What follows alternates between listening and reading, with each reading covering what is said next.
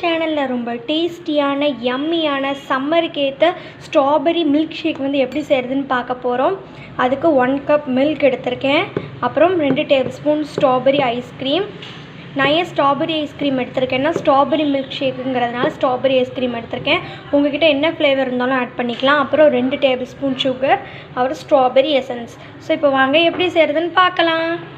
இப்போது நம்ம strawberry milk shake பண்ணுறதுக்கு நான் ஒரு மிக்சர் ஜார் எடுத்திருக்கேன்.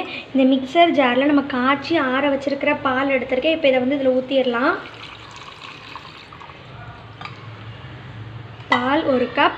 அப்புறம் நம்ம இதில் எடுத்து வச்சுருக்கிற 2 டேபிள் ஸ்பூன் சர்க்கரையை ஆட் பண்ணிக்கலாம். 2 டேபிள் ஸ்பூன் சர்க்கரை. அப்புறம் நம்ம வச்சுருக்கிற ஸ்ட்ராபெரி எசன்ஸையும் ஆட் பண்ணிக்கலாம். இப்போ கடைசியாக நம்ம எடுத்து வச்சுருக்கிற ஸ்ட்ராபெரி ஐஸ்கிரீமை போட்டுடலாம். 2 டேபிள் ஸ்பூன் ஸ்ட்ராபெரி ஐஸ்கிரீம் போட்டிருக்கேன். இப்போ இதை வந்து நம்ம மிக்சர் ஜாரில் அடித்து எடுத்துக்கலாம். இப்போ நம்ம இதை மூடி நல்லா அரைச்சிட்டு உங்ககிட்ட காமிக்கிறேன். இப்போ இதை வந்து நம்ம நல்லா மில்க் ஷேக் மாதிரி அரைச்சி எடுத்தாச்சு.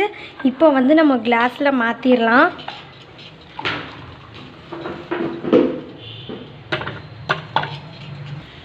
இப்போ நம்ம டேஸ்டியான யம்மியான ஸ்ட்ராபெரி மில்க் ஷேக் வந்து வீட்டிலையே நீங்களும் இந்த வீடியோவை கண்டிப்பாக ட்ரை பண்ணி பாருங்கள்.